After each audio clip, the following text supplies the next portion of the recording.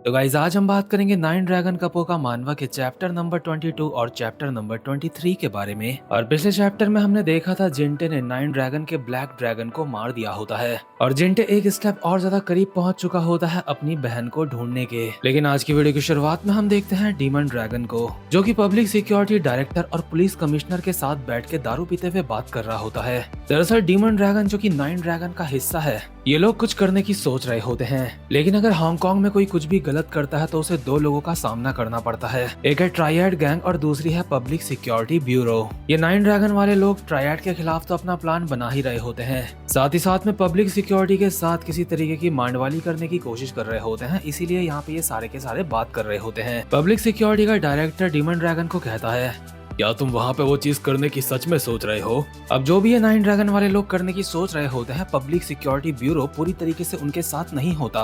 लेकिन public security bureau इस चीज के लिए मान गया होता है कि जो भी तुम करोगे हम बीच में नहीं आएंगे। लेकिन साथ ही साथ अपने ग्लास की दारू एस्ट्रे में गिरा के ये भी साबित कर देता है कि भले ही हम बीच में नहीं आएंगे, लेकिन हमें अपना दोस्त मत समझने लग जाइयो, हम बस वो करने की कोशिश कर रहे हैं जो हमारे लिए सही होगा। और पब्लिक सिक्योरिटी ब्यूरो वालों की कल किसी खास इंसान के साथ मीटिंग भी होती है, इसलिए वो अभी डीमन ड्रैगन को कहते हैं अभी हमें यहाँ से चलना होगा। इसके बाद हम अगले दिन का सीन देखते हैं, जहाँ पे ड्रैगन हेड और रियो एन कार में बैठ के कहीं जा रहे होते हैं। दरअसल ये लोग पब्लिक सिक्योरिटी ब्यूरो के ऑफिस में ही जा रहे होते हैं और रियो एन, जो कि अगला ड्रैगन हेड बनने वाला है, काफी ज्यादा नर्वस फील कर रहा होता है। इसलिए ड्रैगन हेड उसको कहता है, क्या हुआ, तुम नर्वस लग रहे हो? नहीं सर, ऐसी बात नहीं है, मैं नर्वस नहीं हूँ। तुम्हें ये बात अच्छी तरीके से पता है ना, पब्लिक सिक्योरिटी ब्यूरो और ट्रायड ने आपस में अपने अच्छे रिश्ते बनाए हैं। पब्लिक सिक्योरिटी ब्यूरो और ट्रायड एक दूसरे के साथ बस इसलिए ही है ताकि अपना अपना फायदा देख सकें। इसलिए तुम्हें ये सोचने की बिल्कुल भी जरूरत नहीं है कि वो ऊपर है या फिर हम ऊपर हैं। जब तुम ब्यूरो वालों के लोगों के सामने होंगे तो अपना सर झुकने मत देना, डरे डरे से दिखाई मत देना वहाँ पे।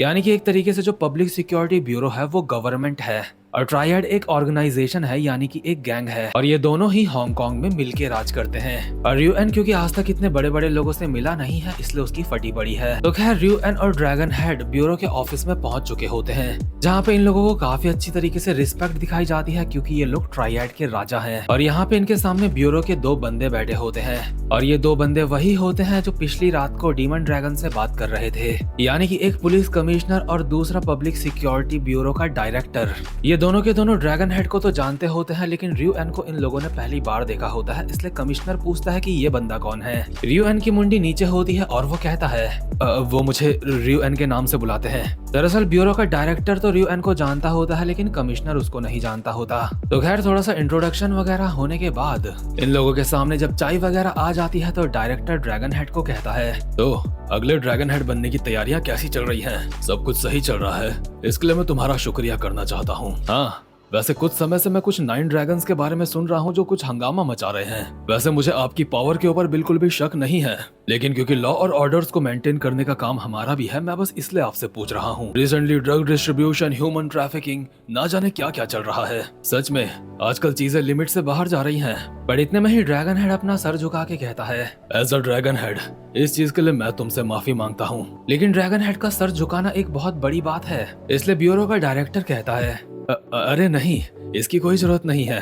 ड्रैगन हेड कहता है, इसीलिए मुझे बस एक दिन चाहिए, एक दिन में मैं सब कुछ सही कर दूंगा। ड्रैगन हेड की इस बात से डायरेक्टर को समझ आ चुका होता है कि ड्रैगन हेड को वो लोग मिल चुके हैं जो सारी की सारी परेशानियों की वजह है, और ऑब्वियसली जो लोग परेशानी की वजह है वो लोग हैं रियुकाई, और रियुकाई के अंडर में काम करने वाले नाइन ड्रैगन्स। और बात नाइन ड्रैगन्स की आ गई है तो इसके अगले ही सीन में हम देखते हैं नाइन ड्रैगन्स को। नाइन ड्रैगन्स के चार बंदे अभी एक जगह पे बैठे हुए होते हैं, और चार बंदे आगे की तरफ से चल के आ रहे होते हैं, जिनमें से एक रियुकाई होता है। रियुकाई यहाँ पे आते ही अपने सामने वाले बंदों को कहता है, तो तुम सब कैसे हो? काफी समय बाद हम इस तरीके से मिल रहे हैं। लेकिन क्योंकि वेव ड्रैगन और ब्लैक ड्रैगन आज यहाँ पे मौजूद नहीं है, इसलिए ब्लू ड्रैगन को इस बात पे काफी ज्यादा गुस्सा आ रहा होता है कि रियुकाई इतना खुश कैसे है। यहाँ पे उनकी जो दो खाली चेयर्स होती हैं उनको देख के रियुकाई कहता है, वेव ड्रैगन और ब्लैक ड्रैगन यहाँ पे नहीं है, इस बात का मुझे दुख है। लेकिन ब्लू ड्रैगन को गुस्सा आ रहा होता है, क्योंकि वो ऐसा सोच रहा होता है कि रियुकाई के लिए उन दोनों की कोई कीमत ही नहीं थी। और ना जाने जीना भी ब्लू ड्रैगन को देख के थोड़ा सा नर्वस सा क्यों फील कर रही होती है। मेरे हिसाब से जीना और ब्लू ड्रैगन आपस में मिलकर कुछ खिचड़ी पका रहे हैं। इतने में ही र्यूकाई ब्लैक ड्रैगन को शांत करने के लिए कहता है, हम सब शुरुआत से ही अपनी जान को दाव में लगाने के लिए तैयार थे, है ना? Wave dragon, black dragon, shadow dragon और डीमन ड्रैगन ये हमारी ऑपरेशन स्क्वाड के हैं। व्हाइट ड्रैगन, ग्रेट ड्रैगन और स्मॉल ड्रैगन ये हमारे बेस स्क्वाड के हैं। और रेड ड्रैगन और ब्लू ड्रैगन तुम दोनों हो कॉम्बैट स्क्वाड के। ऑपरेशन स्क्वाड और बेस स्क्वाड अपना काम अच्छी तरीके से कर रही है, और अगर उसके बावजूद भी हमें कुछ प्रॉब्लम्स झेलनी पड़ी हैं, तो उसका मतलब यह है कि हम में से कोई गधा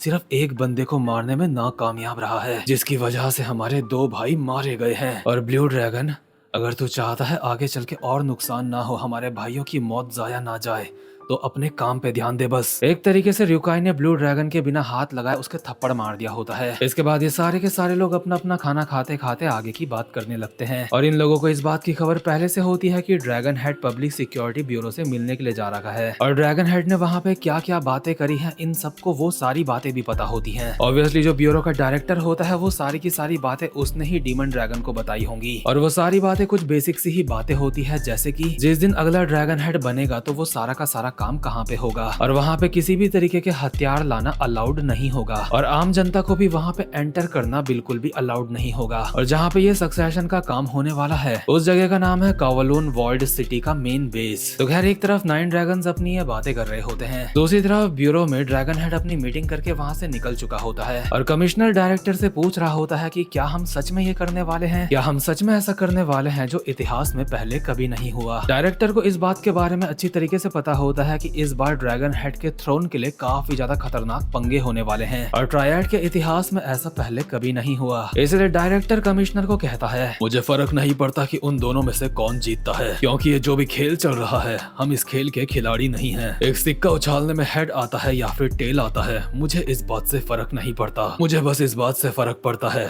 कि वो सिक्का मेरे हाथ में होना चाहिए, इसलिए हमें इस फाइट के बीच में आने की कोई भी जरूरत नहीं है। हम बस इंतजार करेंगे इस जंग के खत्म होने का, और जैसे ही कोई जीतेगा तो हम बस आखिरी में उससे हाथ मिलाएंगे। यानी कि चाहे जीत किसी की भी हो, ये लोग हमेशा फायदे में रहेंगे। तो खैर इसके अगले सीन में जो ड्रैगन हेड होते हैं वो अपने ट्रायड की ब्रांच में वापस आ चुके होते हैं, यानी कि हेडक्वार्टर्स में, और जिंगजाओ वहाँ पे पहले से ही उनका इंतजार कर रहा होता है उनसे बात करने के लिए। जिंगजाओ को देख के ही ड्रैगन हेड कहता है, कम से कम थोड़ी सांस तो लेने दे। माफ करना ड्रैगन हेड, लेकिन मैं आपसे कुछ बात। हाँ ठीक है ठीक है, मेरे पीछे पीछे आ। इसके बाद ये दोनों एक जगह पे जाते हैं जहाँ पे ये दोनों बात करना स्टार्ट करते हैं। ड्रैगन हेड जिंगजाओ से पूछता है कि क्या कोई दिक्कत है, और जिंगजाओ कहता है हाँ दिक्कत तो है। इसके बाद दोबारा से सीन शिफ्ट होता है और हम देखते हैं एक पुराना सीन जहाँ पे जिंटे ने ब्लैक ड्रैगन को मार दिया था और जिंगजाओ ने एक मोटे को पकड़ा था, और मोटे की थोड़ी सी सर्विसिंग करने के बाद मोटा बताता है कि जो लाइचा नाम का ड्रग हांगकांग में डिस्ट्रीब्यूट हो रहा है, मोटे का काम बस उस ड्रग को ट्रांसपोर्ट करने का है, और जहाँ पे लाइचा को डिस्ट्रीब्यूट करता है वो जगह है कावलून वॉल्ड सिटी के अंदर, और उसी जगह पे अगला ड्रैगन हेड बनने वाला काम भी होने वाला है। इसलिए जिंगजाओ ये बात सुन के हैरान होता है, लेकिन ये मोटा कहीं झूठ तो नहीं बोल रहा। जिंगजाओ लोगों को इस बात का शक होता है, इसलिए जिंटे मोटे की तरफ एक चाकू फेंक के मारता है जो कि उसके सर के बिल्कुल बगल में जाके लगता है। मोटा मरते मरते बचा होता है, इसलिए डर के मारे बोलता है, मैं कसम खा के कहता हूँ मैं झूठ नहीं बोल रहा हूँ, और ये जो लोग वहाँ पे ड्रग ले जाते हैं उनकी वजह से कावलून वॉल सिटी की हालत बहुत खराब है, वो जगह बहुत मुसीबत में पड़ गई है उनकी वजह से। और यही बात जो जिंगजाओ होता है ड्रैगन हेड को बता रहा होता है कि जिस जगह पे अगला ड्रैगन हेड चुना जाने वाला है वहाँ पे कुछ दिक्कत हो सकती है 9 ड्रैगन्स की वजह से, क्योंकि उसी जगह के एरिया पे लाइचा नाम का ड्रग भी डिस्ट्रीब्यूट होता है। यानी कि ये एक कॉमन सेंस वाली बात है कि 9 ड्रैगन्स को इस बारे में पहले ही पता होगा, इसलिए वो उस जगह पे पहले से ही फील्डिंग बिछा रहे होंगे। जिंगजाओ की बात सुनने के बाद ड्रैगन हेड को भी समझ आ रहा होता है कि जिस जगह पे अगला ड्रैगन हेड चुना जाने वाला है वो जगह खतरनाक हो सकती है, लेकिन इन लोगों ने पहले ही काफी सारी जगहों के बारे में पहले भी सोचा है और वो जगह और ज्यादा खतरनाक है, इसलिए ड्रैगन हेड जगह को चेंज करने के लिए तैयार नहीं होता। लेकिन जिंगजाओ को कावलून वॉल्ड सिटी वाली जगह काफी ज्यादा खतरनाक लग रही होती है, पर जैसा ड्रैगन हेड कहेंगे जिंगजाओ को वैसा करना पड़ेगा। इसके बाद सीन शिफ्ट होता है और हम देखते हैं काफी साल पुराना सीन जहाँ पे जिना एक गांव में होती है और एक घोड़े को घास खिला रही होती है। जिना के साथ उसका भाई जिंटे भी यहीं पे होता है। इतने में ही ये दोनों देखते हैं कि दूर से काफी सारी कार्स इसी तरफ आ रही हैं। वैसे इन लोगों की जिंदगी यहाँ पे काफी ज्यादा शांत चल रही होती है। जिंटे अपने अंकल से जाके पूछता है कि आखिर वो लोग कौन है और यहाँ पे क्यों आ रहे हैं, लेकिन उसके अंकल को खुद खुद कुछ नहीं पता होता और इससे पहले कि उसका अंकल और कुछ कह पाता, अंकल के माथे में गोली पड़ती है और अंकल वहीं पे खत्म। और देखते ही देखते यहाँ पे काफी सारे लोगों ने हमला कर दिया होता है। जिस जगह पे जिंटा भी रह रहा था ये एक तरीके का छोटा सा गाँव था और जो लोग यहाँ पे आए होते हैं यहाँ पे सारे के सारे लोगों को एक एक करके गोलियां मार के खत्म कर रहे होते हैं। यहाँ पे हर जगह गोलियां ही गोलियां चल रही होती हैं और जीना बेचारी एक जगह पे डर के मारे बैठी हुई होती है और जिंटे जीना को आवाज लगाता हुआ बस उसे ढूंढा जा रहा होता है। जैसे ही जिंटे जीना के पास पहुंचता है तो गांव का एक बंदा इनके पीछे से आता है और कहता है, हे,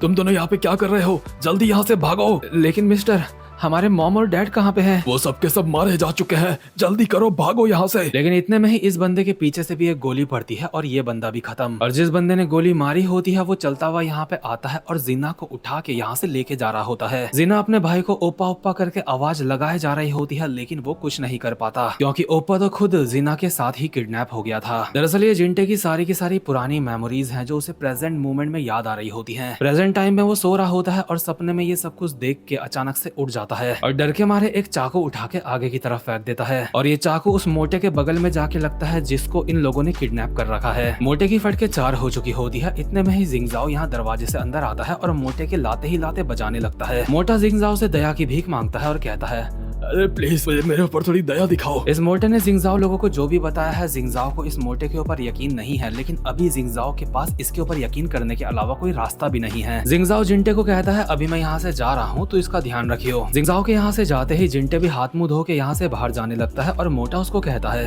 हे, यहाँ पे खाना कब मिलता है और आखिर तुम जा कर रहे हो? मैं खाना लेने ही जा रहा हूँ और अगर तूने भागने की कोशिश करी तो तू मारा जाएगा। मोटा अपने मन में सोच रहा होता है, मैं हिल भी नहीं पा रहा हूँ, भागूंगा कैसे यहाँ से। तो खैर जिंटे बाहर रोड में आ चुका होता है और चलते चलते सोच रहा होता है कि काश उसे कुछ सबूत मिल जाता, यानी कि जीना को ढूंढने का कोई रास्ता उसको मिल जाता, कुछ पता चलता उसे जीना के बारे में। एक रेस्टोरेंट में काम करने वाली 2 लड़कियों को देख के उसको याद आती है चो होंग की, जिसने सबसे पहले उसे जीना के बारे में थोड़ा सा कुछ बताया था। और वो जो लड़की है वो खुद अभी मुसीबत में है। हालांकि जिंटे उसकी मदद करना चाहता है लेकिन कर नहीं सकता। जिंटे अपने मन में कहता है, माफ करना लेकिन अभी मेरे पास दूसरों की चिंता करने के लिए वक्त नहीं है। और जिस रोड के फुटपाथ से जिंटे जा रहा होता है उसी रोड में अभी एक कार चल रही होती है और उस कार के अंदर र्यूकाई और जीना होते हैं। र्यूकाई किसी से कॉल पे बात कर रहा होता है और जीना बस बाहर की तरफ देख रही होती है। और एक टाइम ऐसा आता है जब ये कार बिल्कुल जिंटे के बगल से होके जाती है और किस्मत से जीना जिंटे को देख लेती है लेकिन जिंटे जीना को नहीं देख पाता। जिंटे को देखते ही जीना पहचान जाती है कि ये उसका भाई है और अपने मन में कहती है, क्या ओपा यहाँ पे? और इसी के साथ ये वाला चैप्टर और ये वाली वीडियो भी यहीं पे खत्म होती है। तो गाइस उम्मीद करता हूँ कि आपको ये वीडियो भी अच्छी लगी होगी और यकीन मानो जो लोग इस मानवा को देखते हैं उन्हें बिल्कुल भी रिग्रेट महसूस नहीं होगा जब हम इस मानवा के आगे चैप्टर्स में आगे बढ़ेंगे, क्योंकि आगे कुछ ऐसी चीजें होने वाली हैं जो किसी ने सोची तक नहीं होंगी। और क्योंकि इसके आगे अभी इसके चैप्टर्स नहीं आए हैं तो अभी डेली इसके वीडियोस नहीं आ पाएंगी। तो खैर वीडियो को लाइक और चैनल को सब्सक्राइब जरूर से कर देना। अब मैं मिलूंगा आपसे अपनी नेक्स्ट वीडियो में, तब तक के लिए गुड बाय।